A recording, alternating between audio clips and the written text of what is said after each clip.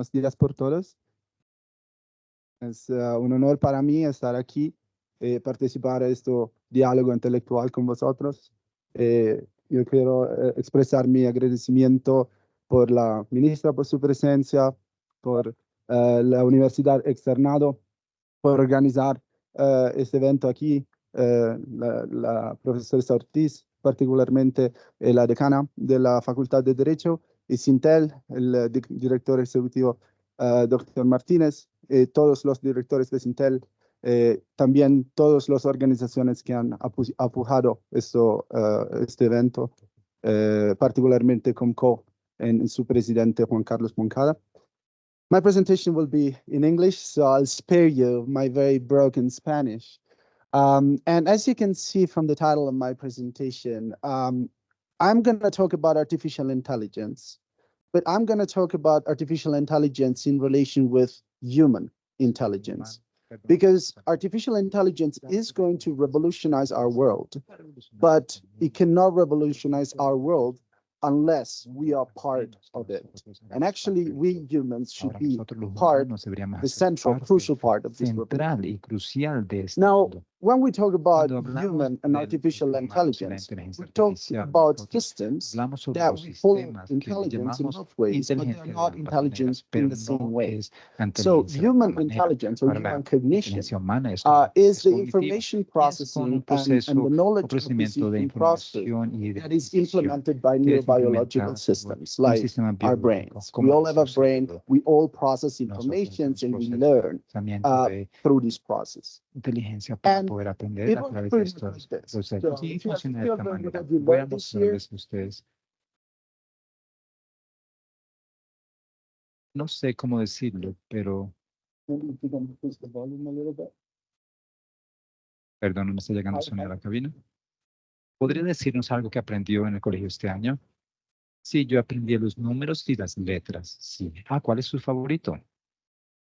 Los números. So maybe the audio was a Bueno, bit low, quizás el but audio he was está un asking, poco bajo, pero estaba children, preguntando what have you a learned los something niños que new han this year? Can aprendido you name something you learned new año. this year? And ¿Puede then this decirnos child was qué saying, ellos well, decían? Sí, letters and pues, numbers, las letras y and los what's your números, y favorite le preguntaron numbers? su And favorito, y the other question respondió was, los so números. La you otra learned pregunta era, something new, ¿si and usted then aprendió you algo recall nuevo? Y exactly ella dijo, the no se acordaba word exactamente quadrupedal, which was, la palabra animals with four cuadrúpedo, legs. que It was cute. It was very era cute. bonito, But as you era can bastante see, bonito. the learning process El of proceso de humans is a aprendizaje very humano es unsystematic un process. In proceso contrast, if you ask the complejo. same question to Si te hacen la misma ChatGPT, pregunta al can you tell me ChatGPT, something new you have learned this year? puedes You darnos get un very pues, este systematic año te va a dar answers una like, respuesta oh, bastante an interesting sistemática. thing I've learned this year Interesante que is the aprendí este año continued fue advancement and continuar adoption el of avance y la renewable energy adopción de sources. nuevas So it seems that pues, artificial intelligence que la is more inteligencia artificial systematic es más than we are. sistemática que But this nosotros, is only true by some pero eso es respects, solamente verdad en algunos because aspectos. you know, Ok. this is one of my favorite Esto es uno Colombian de poets mis and your fellow poetas Bogotan, Alvaro colombianos Mutis. favoritos, And Álvaro this is Mutis, one of y my este es favorite uno de mis poems entitled poemas El favoritos Deseo, que The se llama El Desire. Deseo. It's really beautiful. Es muy If lindo. you ask Y si usted le pregunta ChatGPT a to write ChatGPT que a escriba poem un entitled poema El Deseo, con and el it should título be a El poem of Deseo, y debe 12 ser un verses, poema de just 12 like this versos one, como este, you get this, usted which va a is escribir. not just blatantly No wrong es because it's solamente not just 12 lines, but it's aparece actually solamente 12 14. líneas, pero So son it's even 14. making it like Por lo tanto, simple mathematical mistakes hace in the errores calculation of the matemáticos length of the poem. incorrectos en la But if you calculación. can read it, Pero it's si lo very pueden leer childish, es right? bastante So when it infantil. comes to creative Cuando se thinking, trata when de it comes to pensamiento creativo creative y de los reflections, reflejos then creativos, artificial pues parece que la intelligence inteligencia artificial está un poco atrás de nosotros. Esto es otro ejemplo, lo que ustedes ven aquí. Shrek, exactly. Exactamente, Shrek, pero yo le hice esa pregunta a ChatGPT y ¿qué es lo que ves aquí? Dice, sí, este es la representación famosa de la Mona Lisa por Leonardo da Vinci. No sé qué ocurrió con la Mona Lisa en los últimos 5 siglos, pero no parece ser. Por lo tanto, estos son natural and artificial cognition are very different, don't work the same way. There are structural differences. Our intelligence involves the ability to imagine and la habilidad de anticipar, percibir y ver los cambios en las situaciones a pesar de los datos, como el Chomsky, que inició esto, le dice que el principio de la pobreza de los estudiantes, los niños pueden aprender un idioma nuevo, en la ausencia de muchos datos, como ustedes pueden ver, le van a dar un poco de estímulo y eso es suficiente para aprender en un sistema infinito de gramática. En contraste, la inteligencia artificial solamente responde a los datos disponibles y es la razón por que nosotros debemos calificar estos sistemas de datos para poder que funcionen de la manera correcta. Y lo segundo es que nuestra inteligencia invoca la autorreflexión, que es la examinación de los estados a través de la sospecha. Y la autosensibilidad, que es una regulación de una existencia personal. Nosotros no nos reconocemos nosotros mismos como humanos. En contraste, la inteligencia artificial aún no lo hace. Y después, esto es una locura, pero es verdad, la inteligencia humana empeora con el tiempo, se empeoran, dado a un proceso de algo que se llama envejecimiento. Todos nos envejecemos y la inteligencia se empeora. En contraste, la inteligencia artificial mejora con el tiempo, se mejora porque ellos aprenden con algoritmos y se mejora con el aprendizaje y el tiempo. Nuestra inteligencia es dependiente de los medios, es dependiente de nuestro cerebro. Infortunadamente, no podemos cargar nuestra inteligencia a un sistema. En contraste a esto, nosotros sí podemos correr un algoritmo de inteligencia artificial en diferentes sistemas. De hecho, acabo de transferir mi presentación de un computador al otro y eso mismo se puede hacer con la inteligencia artificial. Podemos cargarla y descargarla en otros lugares y estos medios pueden decaer, pues no lo puedes hacer en otro lugar. Infortunadamente, no tenemos estas mismas oportunidades. Por lo tanto, somos diferentes, pero esto no es una mala noticia para nosotros. Esto es bueno para nosotros. Debemos celebrar nuestras diferencias porque la diversidad es poder. Y la inteligencia artificial es diferente que nosotros y nos puede ayudar a hacer cosas que no podemos lograr. Y hay bastantes cosas que nosotros los humanos no somos tan buenos en. Nosotros no somos buenos en resolver problemas de desórdenes. Esta es mi área principal de la investigación. Yo trabajo con los sistemas de inteligencia artificial para la neurociencia clínica y es bastante triste ver cómo el avance se ha hecho el avance que se ha hecho en este campo en las últimas décadas. Ya vivimos en un mundo donde el medio de la población, menos la mitad de las personas están vivos y podemos decir esto y darles esta mala noticia, van a desarrollar una enfermedad mental por lo menos una vez en su vida. Uno de tres van a desarrollar una condición neurológica una vez en su vida. Por lo tanto, la carga global de los desórdenes mentales y del cerebro son inmensas. Y nosotros no podemos curar lo que no entendemos. Por lo tanto, esos desórdenes son incurables, como el Alzheimer o la enfermedad degenerante de esclerosis. Y quizás la inteligencia artificial piensa diferente que nosotros puede ayudarnos a solucionar este problema. Es algo que no podemos ver en este momento, el cambio del clima. Lo que ven aquí es la proyección. Esto es de la imagen, de hecho, de febrero 3 de este año. Son datos muy recientes que muestran la evolución de la temperatura. Y esto es todo desde 1979, la línea roja es de 2023, el año que pasó. Y como pueden ver, es infinito. Y esto es lo que vamos en el 2024, cómo ha iniciado. Tiene un incremento significante, eso es bastante creíble y son cosas que no podemos solucionar como humanos. Por lo tanto, esos son bastantes ejemplos que cómo la inteligencia artificial nos puede ayudar, puede conducir nuestra inteligencia humana para mejores propósitos. Lo que voy a tratar de convencerlos al final de este día es que nosotros no deberíamos ver la inteligencia artificial como un antagonista para la evolución humana. Esto es la narrativa principal que ustedes ven en las noticias, en los medios, y esta es la idea que la inteligencia artificial llega para reemplazarnos. Esto es algo antagonista para nosotros y eso es algo que debemos luchar. Esto no es lo que yo les voy a sugerir el día de hoy. Yo les voy a sugerir que nosotros debemos aceptar la inteligencia artificial y sus diferencias y poder verlo como un complemento a las condiciones humanas, algo que nos puede complementar y los aspectos de las condiciones humanas que nosotros no podemos lograr si no lo existiera. Pero para poder lograrlo, lo debemos hacer con éticas y les voy a mostrar algunos problemas. la inteligencia artificial y la inteligencia humana. Lo que les voy a sugerir es que estos dos dominios se pueden colaborar entre sí y lo ya hemos visto mucho como la inteligencia artificial puede ayudar al cerebro humano, a la inteligencia humana y podemos usar las condiciones humanas para entender y mejorar nuestra inteligencia artificial. Y al mismo tiempo debemos usar la inteligencia artificial para mejorar las condiciones humanas. Y esto es un círculo autoinflado. Aquí es la manera que nosotros utilizamos las condiciones humanas para poder entender la inteligencia artificial. Hay un campo completo en la investigación de la inteligencia artificial que está basado en redes neurológicas artificiales y todos estos sistemas que utilizamos, todo el aprendizaje de máquinas y profundo y está basado en esto. El ChatGPT también.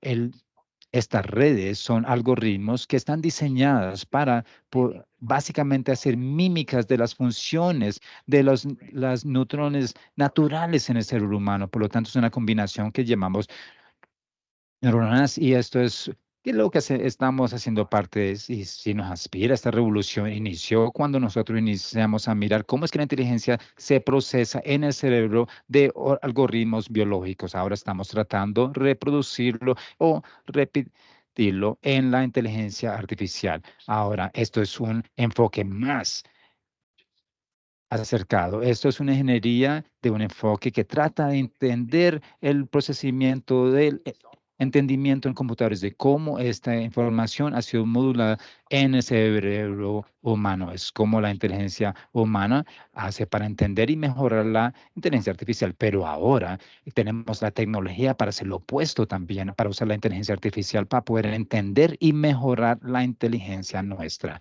Ahora, la tecnología que está haciendo esto posible se llama Neural Interface, interfaz humana, o interfaces de cerebro humano, donde la neuroconexión ocurre con los sistemas neurocentrales. El septiembre pasado estuve en Londres para una reunión que fue organizada por la Sociedad de Reino Unido y presentamos esta definición bastante sencilla de la interfase como dispositivos electrónicos que se ubican fuera o dentro o autocomponentes del centro sistema para grabar o estimular ambos y poniendo interfaces y la tecnología que pueden hacer ambas cosas. Pueden leer la información del cerebro y también pueden escribirla en el cerebro a través de un proceso que se llama la estimulación de neuronas, perdón.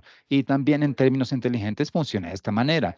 Podemos los electrones alrededor de la cabeza del humano y con pacientes con condiciones severas le podemos implantar estos electrones en su cabeza, a veces por fuera del cerebro o a veces muy profundo en su cerebro y después la señal se amplifica y digitaliza y después utilizamos la inteligencia artificial para poder extraer las características y esas características son clasificadas.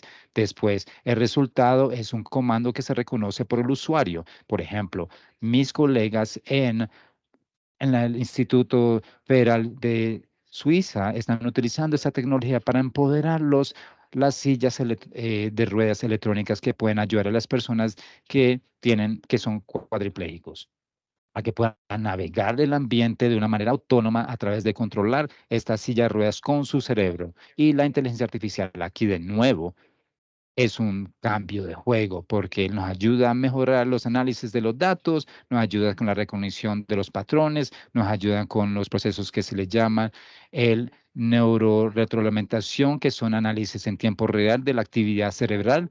Y también les he mencionado que el cerebro no es un archivo único, también lee y escribe, por lo tanto podemos escribir dentro del cerebro enviando actividad electrónica al cerebro a través de sus procesos que llama la estimulación neurológica. Y aquí la inteligencia artificial nos puede ayudar a automatizar esos parámetros y también desarrollar eso que le llamamos a unos sistemas cercanos. Les voy a comentar más tarde sobre esto, pero es básicamente un sistema de inteligencia artificial que es una arquitectura cerrada para que el sistema haga o tome sus decisiones autónomas. Por lo tanto, los pacientes, si tienen una interfaz neurológica, no necesita ir al neurológico, al neurólogo todos días y puede tener una inteligencia artificial que ayuda a tomar estas decisiones de una manera autónoma. Ahora, quizás han visto este tweet hace unos meses atrás por Elon Musk, que anunciaba que el primer humano había recibido sus comandos y están grabándolo muy bien y eso, o archivándolo muy bien. Eso sabemos que estos datos al momento han registrado este ensayo clínico en la base de datos artificial del gobierno. Ahora solamente conocemos este tweet, que es una manera interesante de poder comunicar esto científico y vamos a escribir muchos tweets de estar en Marte, quizás en el futuro, pero hay muchas creencias que esto ya ha ocurrido. Y que estos implantes neurológicos es el primero de su tipo, pero también me gustaría resaltar que este no es el primer implante en la historia humana. El Neuralink es muy bueno en mercadeo y Elon Musk es muy bueno en reinventar la rueda y le trata de convencer al mundo que la reinventó. Y el primer implante humano está con fecha de 1998, hace 26 años. Esta es la tecnología que vamos a estar usando por mucho tiempo. Yo la verdad que espero que Neuralink va a traer un avance nuevo en este ámbito, pero estamos neutralizando los electrons para poder mejorar el proceso quirúrgico. Pero eso es una tecnología que nosotros estamos trabajando ya por muchas décadas. Por lo tanto, como les dije, el primer paciente se le hizo el primer implante en 1998. Esta es la investigación de mi colega para enseñar. Perdón, no me llega el sonido. De los Estados Unidos y Alemania, uno de los desafíos más grandes porque es un robot bastante, dado que cuando colide, perdón, estoy escuchando ambos sonidos aquí. Ahora, para una persona que tiene cuadripléjico y, perdón, no puedo traducir con dos sonidos. Ahora, con el cerebro, ella puede controlar su brazo. Eventualmente había un deseo para poder controlar este brazo real. Vamos a unas tareas complicadas como cepillarse los dientes. Pero estoy escuchando el video de la persona al mismo tiempo. Esto está implantado directamente al cerebro. Ahora vamos a celebrar el avance con Kathy. Todos nosotros estamos aquí en nuestro mundo porque estamos viendo. ¿Se terminó el sonido? Bueno, esa sonrisa en su cara son avances científicos y eso es lo que nosotros perseguimos o seguimos. Esto es la tecnología que nos puede permitirle a las personas que están excluidos del resto del mundo para que puedan tener participación con el resto del mundo de nuevo. Y esto fue hace 2 años atrás. Ahora tenemos un avance con esa tecnología al momento que nosotros no necesitamos insertarles esos electrons en su cerebro para que pueda funcionar. Ahora sencillamente podemos grabar las actividades por fuera y podemos permitir a las personas que entiendan estas cosas tan sencillas como los drones. Esta es la Universidad de la Florida, que han desarrollado un robot, una interfase del cerebro humano para permitir a las personas controlar los drones con su cerebro. Y de nuevo, esto es una tecnología bastante interesante, pero también es una tecnología que adivina quién es el que está interesado. Y adivina quién está interesado. Son las organizaciones y más. Hay unos programas de tecnología que están siendo realizados ahorita para que controlen esta tecnología con su cerebro de una manera más libre en vez de que sea una comunicación de máquina a humano, y esto está ocurriendo en muchas partes del mundo en este momento. Y también tenemos al consumidor, el sector del consumidor que ya está ingresando a este tema, porque esta tecnología no solamente está en las clínicas y en los laboratorios de investigación. Ahora hay un ecosistema bastante grande de empresas que están siendo los consumidores de estos dispositivos que pueden grabar estas actividades y utilizar la inteligencia artificial para poder hacer unas predicciones sobre los estados y la salud y también hacer una estimulación directa al consumidor.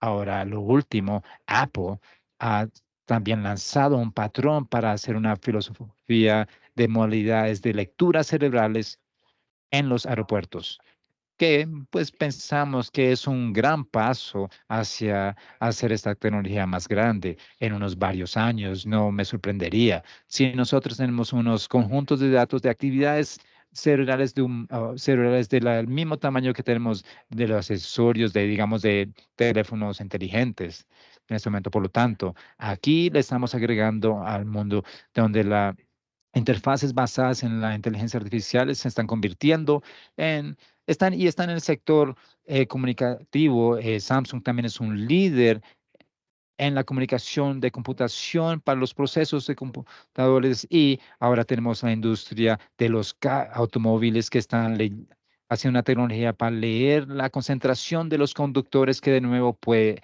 salvar muchas vidas. Ahora tenemos Facebook, ahora lo tenemos como Meta, que está trabajando por muchos años ya sobre el pensamiento de poder escribir la tecnología, un escritor cerebral que puede comunicar en unas plataformas con esas actividades cerebrales. Y esto son unas varias señas de un mercado que está creciendo. Es un mercado que UNESCO ha producido y, como pueden ver, está incrementando en los últimos años. Ahora, ¿será que quizás nosotros estamos yendo hacia un mundo donde, pues, la década que acaba de iniciar, que son los 2020, podría ser para las interfaces neurológicas lo que era igual a lo que era los 80s para los computadores? Esa fue la década donde que los computadores eran la tecnología que solamente estaban en las agencias militares o en los laboratorios.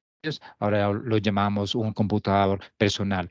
Cosas que tenemos ahora en nuestros hogares, ahora quizás en los 2020 puede ser lo mismo para las interfaces neurológicas. Y no creo que sea mala noticia, yo creo que son muy buenas noticias, porque como les dije anteriormente, nosotros no podemos curar lo que no podemos entender, no podemos entender lo que no podemos medir, por lo tanto necesitamos mejor tecnología para poder entender el modo del cerebro y cómo funciona el cerebro, y entendernos nosotros mismos y cómo usarlo para poder hacer cosas necesarias y personales para esas personas que lo necesitan. Y lo vamos a hacer en nuestra vida. Ahora, pero como todos ustedes que han tenido, experimentado estas evaluaciones, y que está mezclado con otros poderes, y ahora tenemos más riesgo. Ahora tenemos la probabilización de los datos y que incrementan el poder de la inteligencia artificial. Ahora hay dos diferentes de riesgos. Una era la privacidad, y que se mencionó mucho por Elira y también por la ministra de las TICs. Y la privacidad de nuestros datos, especialmente sobre nuestros pensamientos, está en peligro en este momento, y también en un gran riesgo de manipulación. Por lo tanto, voy a iniciar con la primera, el riesgo de la privacidad. No estoy hablando sobre los escenarios de ciencia ficción. Ya está ocurriendo en muchas empresas en la China, que las actividades cerebrales de las personas están siendo grabado en su lugar de trabajo. Eso está ocurriendo en trabajos con alta responsabilidad, como con personas que están trabajando en estas plantas. Y e- es, eso se está grabando en los turnos de trabajo para incrementar la producción. Ahora, esto también son ejemplos de la China, donde una empresa americana que se llama BrainCo lanzó un ensayo en una escuela de primaria, donde esta escuela y los niños se les requiere utilizar estos headsets, estos auriculares, que normalmente pueden detectar los niveles de concentración. Y este sistema funciona con un sistema de luz otrófico. Y si es verde, significa que está poniendo atención, que está concentrado. Y si es rojo, pues no vemos ningún rojo en esta imagen. Significa que usted está pensando en otra cosa, que no está dando toda su atención. Esto es algo que se puede utilizar para algo bueno, porque nuestros niños que tienen desórdenes de atención, por ejemplo, y quizás se les requiere algunas necesidades especiales, pero también es una información bastante confidencial, y los algoritmos que están detrás de estas evaluaciones son algoritmos de caja negra, no son explicables, no sabemos por qué toman las decisiones que toman. Y después también hay un riesgo de privacidad en un sentido bastante fuerte, y ese es el riesgo de la lectura mental.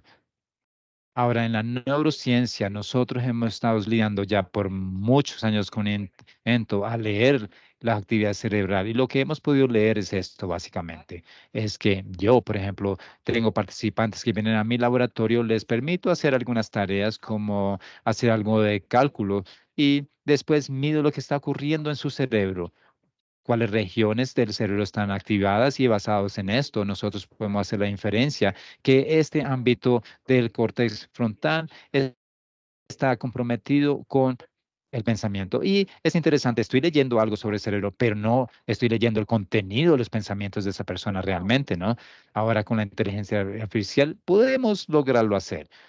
Este es un proceso que se le llama inferencia reversa y ha sido realizada por un colega de la Universidad Berkeley, California, Jack Bagley, y eso es para experimentar un diseño donde usted básicamente permite a las personas ver una película y después graba su actividad cerebral de por qué están viendo la película y después capacitamos una red neuro que les mencioné anteriormente para reconstruir el contenido de esa película sin tener acceso a la película, solamente teniendo acceso a las grabaciones del cerebro.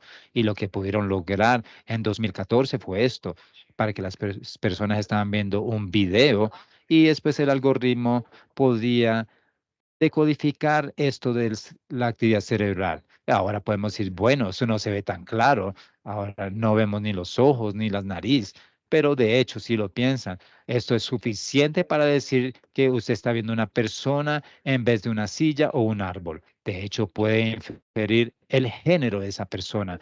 Y los abogados de aquí, esta sala, saben que quizás algún día eso se puede utilizar como un conocimiento experimental que nos puede dar una tecnología para unos testimonios y donde nosotros deseamos saber si una persona estaba en la escena del crimen y vieron a esta persona ahora. Eso sería suficiente para saber si han visto una persona en esa escena del crimen o no. Ahora, también hicieron lo mismo, no solamente con la información visual, pero también con información semántica para que puedan predecir las palabras que las personas pensaban con diferentes resultados y habilidades. Esto fue en 2014.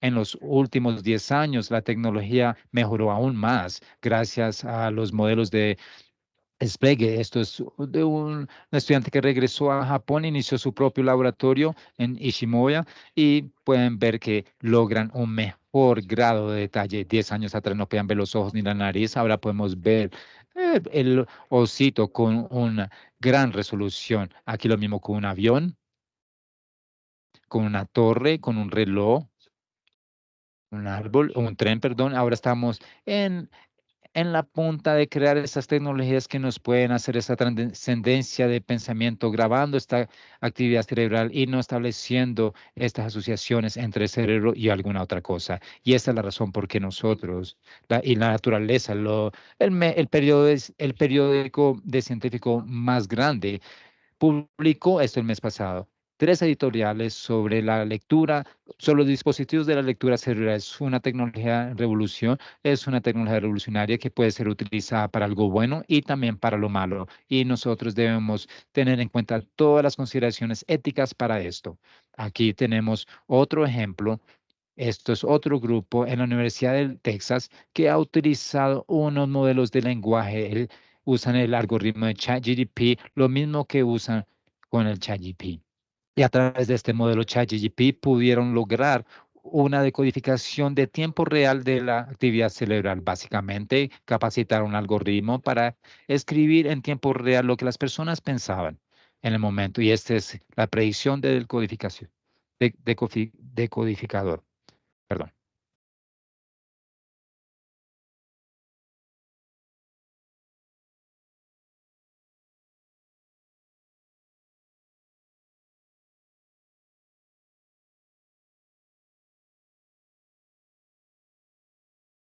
Perdón, no me llega ningún sonido. Por lo tanto, esto es muy increíble, dado que es en tiempo real. Es una resolución increíble en tiempo real. Y esto fue hecho en 2022, cuando nosotros solamente tenemos un ChatGPT 1, ahora tenemos ChatGPT 4, el 4. Cuando utilizamos el ChatGPT hoy en día es el 4. Vamos a tenerlo aquí.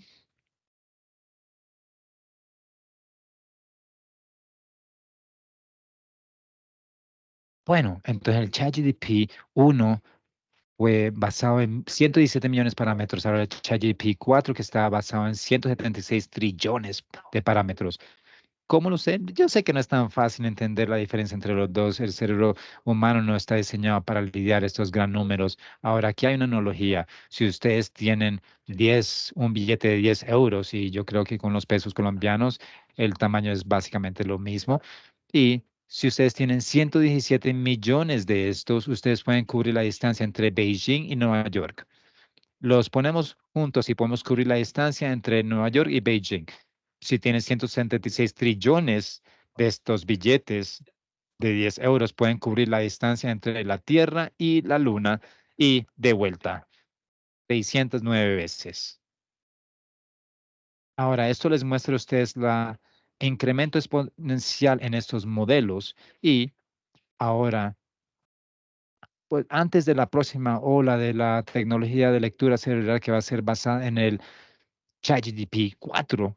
Ahora, estamos viviendo en unos momentos muy interesantes y de otra perspectiva ética, lo que parece ser el caso es que la información en el cerebro es particularmente importante en ética y está conectada con dos fundamentales que es la autonomía personal y el pensamiento. Y esto no es solamente que digo yo o que estoy tratando de inventar, pero hay una gran tradición en esta filosofía del pensamiento y de pensamiento legal que se discute de esta manera. Esto es John Beckman-Berry, que escribió el libro monumental del pensamiento y hace un siglo discutió que el pensamiento es libre y que el hombre no se le puede prevenir de pensar lo que él desea a menos que lo guarde en sí.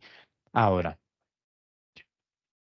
como idioma de género, dejemos esto al lado, y esto es una conexión importante entre la habilidad de poder asegurar nuestros pensamientos y y la libertad de pensamiento. Aquí hay otro ejemplo sobre un Green Pop por George Orwell en 1984. En este mundo de 1984, George Orwell estaba escribiendo un mundo donde el hermano mayor estaba vigilándolo en todas partes y si estuvieras dormido o despierto, estuvieras trabajando o comiendo en la cama o no había ningún escape aquí, pero había una excepción. Decía que nada era suyo excepto los centímetros cúbicos dentro de su cabeza. En 1984 había esta idea que lo que nosotros teníamos en nuestro cerebro y la información que nosotros teníamos era un requerimiento fundamental, lo que nosotros somos en nuestra autonomía personal. Por lo tanto, ahora vamos a riesgo número 2, la manipulación. Y esto es un gran riesgo porque nosotros vivimos en una economía de datos y la información de cerebral es un gran activo para esta economía. Toda esta economía, especialmente los medios sociales, está en una carrera de armas para la atención de humanos. Todo lo que se ve en las plataformas de medios sociales está diseñada para hacerlo adicto y para poder quedarse en la plataforma por todo el tiempo, para poder compartir más datos con los algoritmos que ellos están siendo capacitados para mejorar el sistema para sus propósitos. Ahora sabemos que cada plugin o cada video que se ve, se autové. Ahora siempre, anteriormente teníamos que hacerlo, ahora inicia en sí. Eso está todo diseñado para sobrepasar sus defensas racionales y hacerlo quedarse en las plataformas por mucho tiempo. Si podemos hacer eso con la actividad cerebral, nosotros lo podemos hacer en una manera más confiable, porque vamos a la fuente de la información. Si desean capturar la atención humana, vamos a la fuente de ello. Y había un campo entero de esta investigación que se llama biomarketing, biomercadeo. Y lo que hace esto básicamente es que ellos estudian las funciones del cerebro humano para poder entender cómo es que usted puede hacer la influencia en el comportamiento o la conducta humana a través de esa información cerebral. Por ejemplo, esto es algo chistoso, es un estudio que yo participé hace unos meses atrás a través o con una empresa que producía yogur y básicamente lo que nosotros nos dimos cuenta es que usted incrementa la dificultad de abrir un contenedor de yogur, un tarro de yogur. Las personas van a pensar que sabe mejor, que tiene un mejor sabor. Es el mismo yogur, ahora tiene resistencia más alta, es más difícil abrirlo, por lo tanto, espera unos cuantos milisegundos más y eso va a influir en sus respuestas de las ganas de ese yogur y las personas van a decir al fin que tiene mejor sabor. Ahora, si las corporaciones, las empresas pueden tener acceso a esta información, pueden influenciar su pensamiento. Ahora, cuando se trata del yogur es algo ridículo, pero esto es algo que puede ocurrir en el espacio digital y esto nos puede llevar a un riesgo de manipulación. Uno de mis ámbitos de trabajo es sobre la noción de manipulación y para los filósofos la sala tenemos algo que es una definición de manipulación muy articulado, pero lo que creo que es bastante importante para esta tecnología nueva es que ellos pueden permitir una manera para biopasar estas defensas cognitivas y esto es algo que podemos ver en el centro de manipulación pueden manipular unos y podemos hacer otra cosa sin que ellos estén sensibilizados sobre ello. Y eso se va a convertir posible en el futuro. Y el tercer riesgo es la seguridad de riesgo de los datos. Ahora, cuando conectamos algo en algún computador, lo hacemos débil. Número dos, como los robos de datos, los riesgos del ciberseguridad, ciberseguridad, y lo hacemos vulnerables con todos estos asuntos que vemos en o los problemas. Y esto no es Wi-Fi, y escribimos un documento en 2016 sobre esto, donde nosotros nos dimos cuenta que ya habían muchos ataques de hacking posibles a una interfase de un computador. Uno de mis favoritos fue por los investigadores en la Universidad de Cambridge. Ellos pudieron utilizar esta filosofía para manipular el ingreso de lo que podían ver las personas. Están promoviendo una oración de las tarjetas de crédito y podían medir la actividad cerebral y podían ver que cuando yo les muestro a ustedes diferentes tarjetas de crédito, incluyendo su propia tarjeta de crédito, y cuando ustedes ven la tarjeta de crédito de su banco, ustedes van a tener un incremento de su actividad cerebral. Y aquí pueden inferir que su banco es este o este.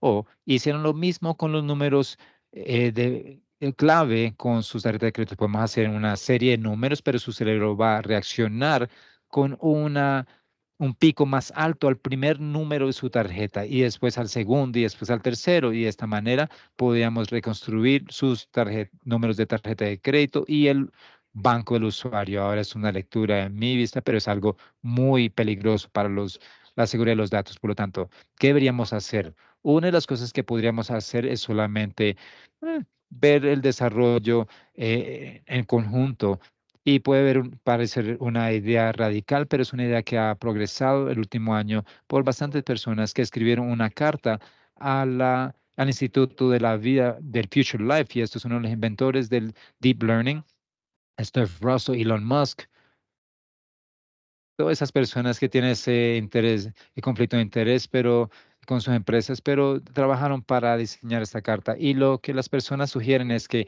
todos estos laboratorios de la inteligencia artificial deberían pausarse por 6 meses para poder capacitar a estos sistemas que son más poderosos que el ChatGPT 4. Deberíamos detenerlo por algún tiempo hasta que nos demos cuenta qué es lo que ocurre. Soy escéptico en esto y escribí este documento sobre la inteligencia para hablar sobre mi pensamiento. Y una de las formaciones es que si ustedes ven la historia de la tecnología, en cualquier momento que vemos la prohibición o incrementamos la transparencia, vamos a decaer. Y la investigación que estaba ocurriendo anteriormente en estos laboratorios en el mundo ya fueron subsuelo y no deseamos impulsar esta en el suelo. El riesgo es muy alto. Lo segundo es que tenemos una posibilidad cuestionable. Si mañana podemos presentar, estuve en un auditorio para poder detener el avance de la inteligencia artificial, ¿ustedes creerían que todos los países en el mundo estarían de acuerdo, incluyendo países como la China, Rusia, que no son tan interesados en las corporaciones internacionales en el momento? Yo sospecho que no ocurriría, y esto nos podría llevar a unos cambios geopolíticos más grandes. Y tercero, hay una responsabilidad también. 6 meses es muy poco tiempo para hacerlo. Los abogados en la sala sabrían que cualquier proceso democrático o responsabilidad democrática requiere estilo y requieren cosas que se deben discutir en cámaras, y eso es un gran proceso que no tenemos o no vamos a tener suficiente tiempo. Por lo tanto, mi idea es que las personas que están en el auditorio también están llamando una solución es para que puedan cortar el tiempo de la responsabilidad democrática. Y mi último problema con este enfoque es que en éticas también aprendemos en la primera clase, cuando participa en un comité de ético, no podemos medir los riesgos sin balancear los riesgos contra los beneficios. Por eso es que lo llamamos una evaluación de riesgo-beneficios. Y lo que esto está dando es la tecnología, los resultados que puede dar esta tecnología. Les deseo hablar un poco sobre esto. Les mencioné anteriormente que la carga de los desórdenes cerebrales son bastante grandes, y pronto va a llegar a la mitad de la población y esta tecnología pueden hacer cosas increíbles. Uno de los componentes más importantes de esta carga es, por ejemplo, la enfermedad de Parkinson. Aquí lo podemos ver. Y la enfermedad de Parkinson por mucho tiempo no puede mitigar los síntomas con esta enfermedad. Tiene esta síntomas de temblor. Ahora tenemos una tecnología que le llamamos una estimulación diferente. Esa se implementa unos electrones en su cerebro y le envía unas corrientes eléctricas que normalmente están siendo moduladas por el sistema de inteligencia artificial para poder llegar a lo que es necesario. Este es el paciente que ha sido implantado con esto. Y aquí podemos ver cómo se mueve y cómo actúa cuando el dispositivo está apagado. Aquí es cuando el dispositivo está encendido, porque la verdad es que tiene un control remoto y lo puedes prender o encender y apagar como si fuera un televisor.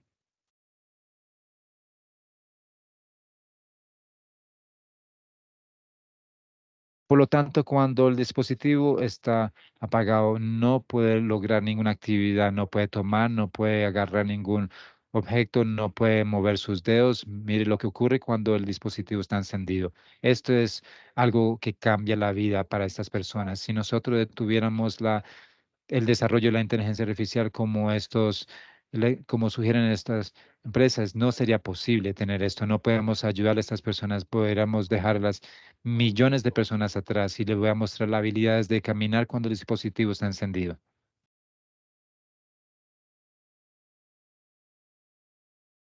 Esto es, el dispositivo está apagado y aquí el dispositivo está encendido en relación a la caminada. Esto es algo que cambia la vida. Y aquí hay otra investigación revolucionaria de mis colegas del BFL en Los Andes. El año pasado pudieron hacer el primer paralítico caminar de nuevo. Esto suena como el parábol de Lázaro en la Biblia, pero es real. Es un equipo que fue conducido por mi colega y sentimos que el segundo autor es un investigador colombiano y lo que hicieron fue esto. Este es un paciente que tiene una lesión en su columna. Su columna está cortada en mitad del sistema nervioso y hicieron una interfase de cerebro a la columna y hicieron que este señor caminara de nuevo. Por lo tanto, se puede poner de pie de la silla de ruedas y caminar de nuevo. El último ejemplo que le deseo mostrar es utilizando las interfaces de computación cerebrales para el habla. Hay personas que tienen análisis avanzado como una esclerosis lateral avanzado que no pueden hablar ya. ¿Usted se acuerda de Stephen Hawking? El astrofísico, él tenía ALS y él siempre retuvo la habilidad de mover los ojos y los músculos faciales. Por lo tanto, puede usar un sintetizador de habla que se usó para esto. Este no es el caso para todos. Hay algunas personas que no pueden interactuar con el mundo. Por lo tanto, acceder al cerebro es la única manera que pudieran interactuar con el mundo de nuevo. Y el grupo de UpCharm el año pasado en San Francisco hicieron la primera persona con estas condiciones hablar de nuevo utilizando una sistema de inteligencia artificial para el habla. Si pueden incrementar el volumen. Perdón, no escucho. Dándole la habilidad de comunicar de nuevo con el mundo. Perdón, no me llega el sonido. Estaba pensando sobre, ¿podemos incrementar el volumen, subir el volumen, por favor?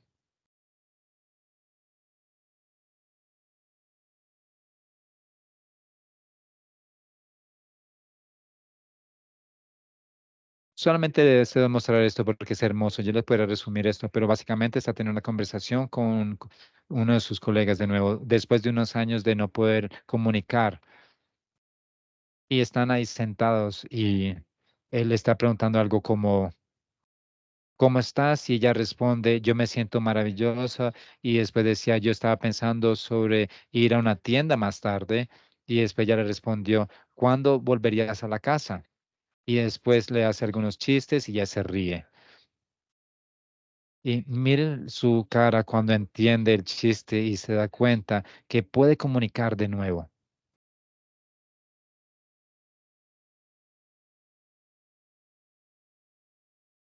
Esto, la verdad que es hermoso.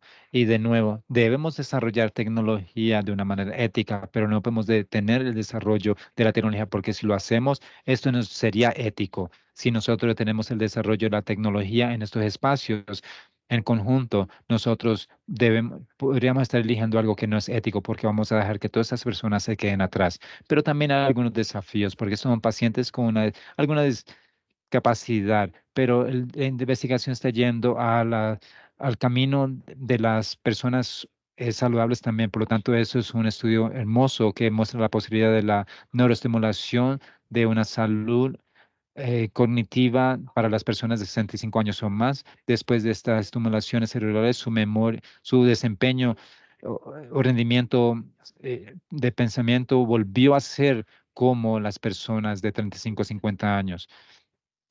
Estos son los primeros estudios que muestran la posibilidad de hacer algo de este tipo, pero también podemos estar viendo un mundo en unas décadas que podríamos reversar el reloj de envejecimiento y tener una función mejor en los cerebros de los humanos y ser más saludables. Y si lo hacemos, vamos a estar confrontando algunos riesgos, porque hay algunas cosas que son difíciles de predecir en la tecnología, especialmente cuando se habla de la inteligencia artificial. Deseo dar este ejemplo de las predicciones que se realizaron en el ámbito de la inteligencia artificial. Esto es algo que lo hizo Herbert Simon, que dijo en 1956, escribió, las máquinas van a poder de hacer cualquier trabajo que los hombres pueden hacer en unos 20 años. Y él pensó que para 1967, perdón, 76, hubiéramos tenido alguna tecnología que son generadas por la inteligencia artificial, que son inteligencia artificial humana. Ahora estamos bastante lejos de eso porque estamos en 2024, pero es un mal ejemplo de la predicción basados en esto. Y también hay lo opuesto. Esto es Us Rutherford, una de las grandes mentes de la humanidad, tiene un abogado con varios premios Nobel para la física y química, y él dijo que en 1932 que cualquier persona que buscara una fuente de poder de los átomos se llamaría un moonshine, y en ese mismo año la reacción eh, fue mostrada. Y aquí nos muestra que debemos lidiar con esta incertidumbre de predicciones y ninguna persona puede lograr. Lo que necesitamos tener es un enfoque basado en esta evidencia. No podemos predecir sobre el futuro, debemos hacer ciencia. Y en la segunda mitad, en la última parte de mi presentación, les voy a mostrar unas investigaciones actuales que estamos haciendo para poder entender el efecto de esta tecnología. Pero ahora deseo hablar un poco sobre la parte ética. ¿Por qué la ética es tan importante en este espacio? Porque el cerebro no es un órgano, es el centro de coordinación, como la respiración, como las funciones vitales, y también es algo que permite la memoria, las conscientes, el lenguaje, todas esas cosas que nos hacen humanos. Por lo tanto, lo que necesita el ser humano depende mucho en las funciones cerebrales humanas. Y por esta razón, el cerebro tiene unas implicaciones humanas. Y me alegró ver que un estudiante de esta universidad escribió un libro hace unos años atrás sobre las implicaciones de los derechos de la neurociencia. Y de nuevo, no fue el primero en la historia de la filosofía, del pensamiento legal. Está lleno de este tipo de ideas. Y por esta razón tratamos de sistemizar estas ideas con un estudiante de Derecho de Argentina, Humberto Lego. En 2016 iniciamos a hacer este marco, y para nosotros los derechos neurológicos es como el derecho de tener una cama en un lado y después tener una desregulación en el otro lado. Es como pensemos cuáles son las bases de los derechos humanos que deseamos proteger y promover, y la interacción entre los humanos y la inteligencia artificial. Y si es un subconjunto de los derechos humanos que está interesado en esta protección, y hemos identificado cuatro ámbitos. Los llamamos libertad cognitiva, privacidad mental, integridad mental y continuidad psicológica. Y después de un año de haber escrito este artículo, también fue hecho por Rafael Núñez, que se mencionó anteriormente, y otros colegas, que de hecho está ganando bastante eh, camino en esto. La libertad cognitiva es la libertad de una persona para autodeterminar su mente. Es un derecho, es nuestra habilidad y derecho de elegir si nosotros deseamos expandir nuestra cognitividad o utilizando esta inteligencia artificial o si rechazamos. Tenemos el derecho de esto. Y esto es como una interpretación evolucionaria de un derecho que ya tenemos, que es el derecho derecho a pensamiento, que es el artículo 18 de esa Declaración de los Derechos Humanos, pero históricamente este derecho está siendo interpretado en una manera, un sentido externo, no es protegerlos ellos mismos, es proteger la externalización del pensamiento, la libertad de prensa, libertad. Pero lo que en verdad necesitamos es proteger la fuente y los pensamientos, y aquí es entonces ingresa esto. Ya les mostré los usos de esta tecnología y otros riesgos para esta libertad cognitiva es que la inteligencia artificial, los componentes de inteligencia artificial en la interfaz neuronal puede tomar las decisiones que puede sobreescribir los derechos de la persona, porque si confiamos mucho en la inteligencia artificial para optimizar los procesos, después la inteligencia artificial puede desarrollar una intencionalidad o por sobreescribir la suya. Y este es el caso para lo que llamamos la neuroadaptiva. Tecnología neuroadaptiva, lo que estamos haciendo mis colegas y yo, estamos tratando de entender si los pacientes experimentan estos sentimientos que son causados por la inteligencia artificial. Y estamos trabajando con 3 tipos de pacientes y les voy a presentar unos datos preliminares de nuestro trabajo. Aquí para un grupo de pacientes le preguntamos, ¿ustedes creen que los dispositivos pueden influenciar en sus pensamientos y hacerlo que usted no desean hacer o sí desean hacer? Y algunos pacientes dijeron que sí, no se equivoquen, son cosas que el de hablar al micrófono lo escucho muy bien. Y esto es algo que sí debería ser, esto es algo que también es muy interesante. Esta persona dijo, yo noté algo, yo solía ser bastante inteligente, pero perdí por completo sentido de dirección y lo perdí fácilmente. Y después noté que después de la cirugía, llegando a una ciudad, me bajaba de un tren y tenía que ir a algún lado y era como tener un navegador. Por lo tanto, esa persona desarrolló unas habilidades novedosas de orientación que no existían anteriormente. Y después le preguntamos si usted siente que estas habilidades son suyas o es un hecho del GPS. Dijo, yo siento que son mías ahora. No es como si sintieran que es parte de la tecnología, pero es parte de su persona. Y la pregunta era, ¿usted siente generalmente que usted es más usted cuando el dispositivo está encendido o no? Es por el uso del lenguaje que los pacientes normalmente tienen. Dijo, yo existo siempre cuando está encendido. Y después otro paciente dijo, es bastante difícil describir la sensación cuando me apagan. Es cuando apagan el dispositivo, dicen cuando lo apagan a usted, porque ellos no, ahora son unas sensaciones que solamente pertenecen a ellos. Dicen que si usted murieran o más. Y hay otro paciente que dice, yo solamente ha sido apagado una vez para volverme en un control remoto, por lo tanto, a mí me han apagado. La parte de la inteligencia artificial y yo somos lo mismo. Hacemos parte de, mis colegas le llamamos un hybrid, una persona híbrida. Y el otro día me tuve que apagar, eso fue otro paciente que utilizaba el mismo idioma. Y lo último que preguntamos es que ustedes perciben este dispositivo como parte de usted o es algo que es separado de su persona. Y también hubo unos sentidos que deben considerarse en sí y lo perciben como parte de ellos mismos. Y si el aparato se dañara, no fuera como si usted me están destruyendo mi teléfono, pero esta persona dice es como si ustedes estuvieran destruyendo mi cuerpo. Es como un ataque a mi cuerpo. Por lo tanto, estamos desarrollando un gran tipo de máquina que a donde emergen los humanos y las máquinas a hacer lo mismo. Y algo que ya se ha hablado bastante y que también deseo que ustedes sepan que también, a pesar de estos riesgos de la lectura mental, son más peligrosas. Hay unos peligros que son más importantes, como la disponibilidad de la tecnología del consumidor, algo que hicimos años atrás y nos dimos cuenta que están usando unos canales de compartición de datos no protegidos, están usando algoritmos de caja negra para hacer la operación sobre esos datos y después tenemos el riesgo del lugar de trabajo.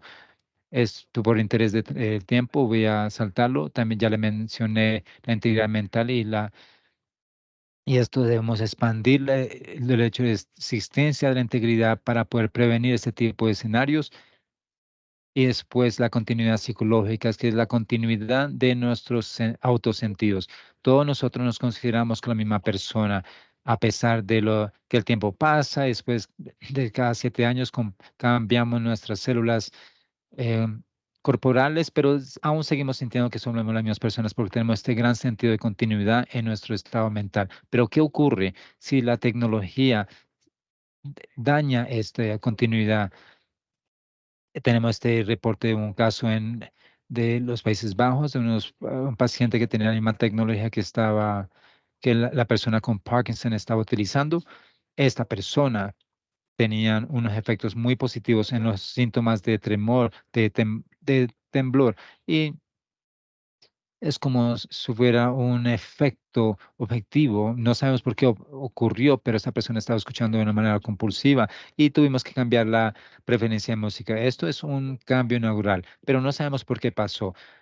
La misma manera que podemos tener unos cambios en nuestras preferencias de música, podemos tener los cambios a las preferencias religiosas o políticas también. Y deseo incluir los dos casos de estudio y con esto. Es un documento que publicamos el año pasado, reportamos con dos colegas de Australia, el primer caso de un humano que le tocó hacer sacar un implante del cerebro porque la empresa que los estaba produciendo se quebraron. Y créanlo o no, si una empresa se quiebra en este momento, usted no tiene ninguna protección. Su dispositivo debe ser sacado porque ustedes van a tener una infección o sangrar porque no pueden mantener el dispositivo, no hay ningún mantenimiento, pero esta mujer no deseaba sacar su implante. Era una mujer que sufría de epilepsia y estaba utilizando el dispositivo como un sistema de predicción de inteligencia artificial que podía predecir las olas en su cerebro que la llevaba a estos ataques y ella podía saber cuándo iba a llegar uno de estos ataques. Y eso cambió su vida porque usted está conduciendo y usted sabe que va a tener un ataque epiléptico, usted apaga su carro y está seguro. O si está nadando también, pero ahorita tienen que sacarle ese dispositivo en contra de sus deseos. Y ahora este paciente dijo que esta descontinuación en su vida, dijo, mi continuidad psicológica fue violada, yo no me siento lo mismo como antes después de haberme sacado este dispositivo, por lo tanto, debemos tener esto en cuenta. Ahora, sabemos que nuestra propuesta de los derechos no está aceptada por todos. Hay unas personas que saben un riesgo de inflación de estos riesgos y sabemos que esto es verdad, no debemos proliferar estos derechos, debemos solamente presentar esto si es necesariamente y urgente, pero tenemos que poner atención mucho a estos algoritmos porque existe es- hay unos conjuntos de derechos que fueron diseñados para otras situaciones externas y deseamos aplicarlos y quizás podemos presentarla a la interpretación de esos derechos. Y lo último, pero no menos importante, los asuntos de igualdad y ya que vivimos y lo justo, ya vivimos en un mundo donde no es tan justo, donde la igualdad no es accesible, tenemos un problema que es que nos empodera para poder ser ciudadanos del mundo moderno y otras personas no lo pueden lograr. Por lo tanto, las interfaces neurológicas hacen esto, porque la inteligencia es algo recursivo. Si usted tiene un puntaje alto en un examen de inteligencia, eso significa que su salud va a ser mejor. Entonces, si hay un alto riesgo que si nosotros presentamos esta tecnología sin cuidar la equidad y los principios de lo justo en los beneficios de esta tecnología, nosotros vamos a crear una sociedad de dos niveles, los que sí y los que no. Voy a concluir solamente con unas varias palabras sobre la regulación y gobernanza, porque todas estas ideas de las éticas han sido traducidas a regulaciones. Un nivel de gobernanza donde esto está ocurriendo es en la innovación innovativa sobre los actores de investigación. El gobierno, aquí unas personas están liderando esta iniciativa internacional de cerebro, que es unos proyectos de cerebro a nivel mundial. Y lo que estamos tratando de hacer aquí es desarrollar un marco para compartir los datos cerebrales de una manera segura y vamos a estar sacando o lanzando nuestro documento el próximo año. Segundo, una ley suave. Esto está guiando unos principios que no son mandatorios, no son enforzados pero pues sí pueden tener una influencia sobre la conducta a nivel tecnológica. Y Colombia también es un miembro de esto y está liderando esta línea de investigación. En 2019, nuestro comité sobre esta tecnología presentó las recomendaciones sobre esto. Por lo tanto, que dijo y propuso la primer estándar en este campo. Después tenemos las leyes para la protección de los datos.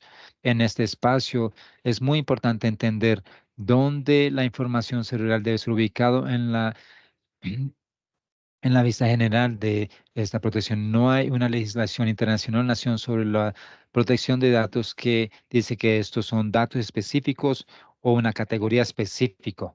Y después hay unas regulaciones de la inteligencia artificial, y pues sabemos que han presentado estas nuevas leyes de la IA, la inteligencia artificial, y después vamos en la dirección de avanzar en esto y presenta un sistema de clasificación de los riesgos basados en qué tan aceptable es el riesgo, y nosotros tenemos riesgos minimales, que es como los algoritmos de la inteligencia artificial, como filtros de sus correos electrónicos y este tipo, que son riesgos mínimos. Pues tenemos unos riesgos más altos, que son cosas como los algoritmos que se utilizan para la reclutación o las obligaciones o para las leyes. Y también tenemos unos que no son inaceptables. Es unas líneas rojas que no deberíamos hacer bajo ninguna excepción. Y después hemos presentado una manipulación subliminal, detección emocional en el lugar de trabajo y biométricos identificación biométricas en el tiempo real. Son tres formas de leer la mente de la persona que están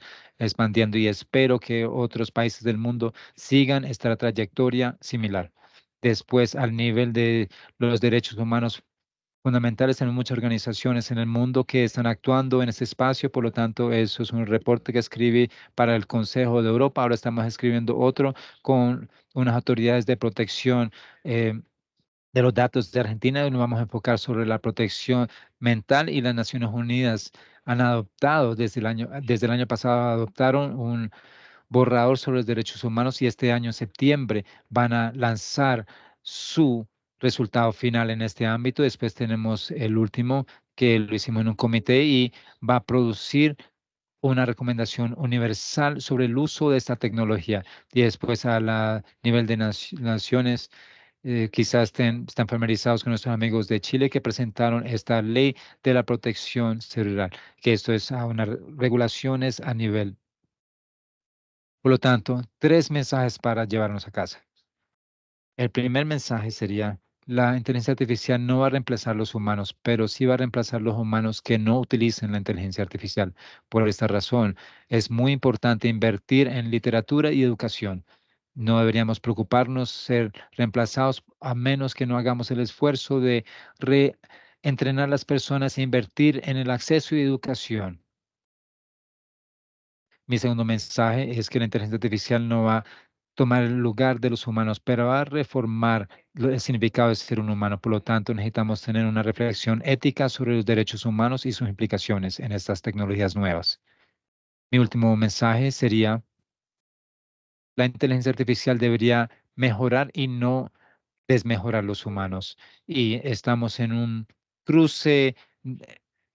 Nos tomó muchos años para desarrollar nuestros cerebros y para desarrollar nuestra identidad. Ahora hemos desarrollado la habilidad de utilizar la inteligencia para crear otro tipo de inteligencia de tipo artificial, y aún para conectar nuestra inteligencia con esto.